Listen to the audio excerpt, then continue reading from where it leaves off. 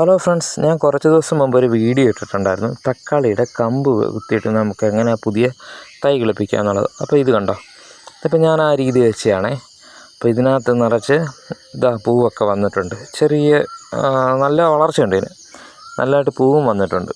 അപ്പോൾ ഇതെന്ന് പറഞ്ഞാൽ നമ്മുടെ തക്കാളിയുടെ സക്കറെന്ന് പറയുന്ന ഭാഗം ഒടിച്ച് ഞാൻ വെച്ചതാണ്. അപ്പോൾ ഇപ്പോഴും പലർക്കും ഡൗട്ടാണ് ഇതുണ്ടാകുമെന്ന്. അപ്പോൾ ഞാൻ വേറെ സക്കർ കാണിക്കാം. അതിനകത്ത് ആ സമയത്ത് ചെറിയ തക്കാളിയുടെ പൂവുണ്ടായിരുന്നു. അപ്പോൾ ആ പൂവ് ഇതായതുണ്ടോ, ഈ കായ ഇപ്പോഴും നിങ്ങൾക്ക് വിശ്വാസമാകത്തില്ല, നിങ്ങൾക്ക് 100% ഉറപ്പാണ്. അപ്പോൾ ഞാനിത് എടുത്ത് കാണിക്കുക, ഇതിനകത്ത് വേര് വന്നിട്ടുണ്ടോ ഇല്ലേ എന്ന് കാണിച്ചു തരാം നിങ്ങളെ. ആ ഒരു തക്കാളി ചെടി പോയാലും എനിക്ക് കുഴപ്പമില്ല. നമ്മൾ വീഡിയോകളൊക്കെ ഇടുന്നത് അവിശ്വസനീയമാകരുതല്ലോ, വിശ്വസിക്കണം നിങ്ങൾ. അതിനുവേണ്ടി മാത്രമേ ഞാൻ ഈ വീഡിയോ ചെയ്തത് കേട്ടോ. അപ്പോൾ ഇത് കണ്ടോ, ഇതിനകത്ത് വേര് വന്നേക്കുന്നുണ്ടോ. അപ്പോൾ ഇതുപോലെ തക്കാളിയുടെ സക്കർ വെച്ച് നമുക്ക് പുതിയ പുതിയ ചെടികൾ നട്ടുപിടിപ്പിക്കാൻ പറ്റും. അങ്ങനെ നമ്മൾ എടുക്കുന്ന, അതായത് വിത്ത് വേണമെന്നില്ല തക്കാളി നമ്മൾ നടാനായിട്ട്. തക്കാളിയുടെ തണ്ട് ഒടിച്ചിട്ട് നമുക്ക് ഇതുപോലെ നമുക്ക് വെച്ച് വേര് പിടിപ്പിച്ച് പുതിയ പുതിയ ചെടികളാക്കി എടുക്കാനായിട്ട് പറ്റും. അപ്പോൾ ചാനൽ ഇഷ്ടപ്പെട്ടെങ്കിൽ ഉറപ്പായിട്ട് സബ്സ്ക്രൈബ് ചെയ്യണേ.